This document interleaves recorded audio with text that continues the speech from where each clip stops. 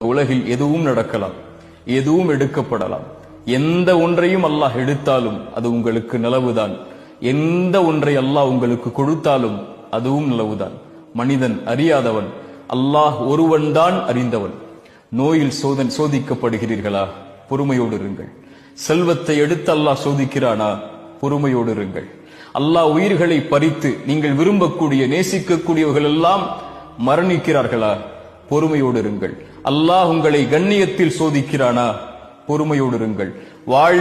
வாழ்வு சிதைக்கப்பட்டு சோதிக்கப்படுகிறீர்களா? பொறுமையோடு இருங்கள்.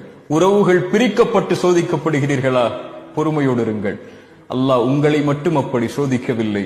அல்லாஹ் அவனால் தேர்ந்தெடுக்கப்பட்ட நபிமார்களையே நோயால், உறவுகளை பிரித்து, சிரமத்தால், செல்வத்தை கொண்டு உயிர்கள் பிரிக்கப்பட்டு அல்லாஹ் சோதித்திருக்கிறான்.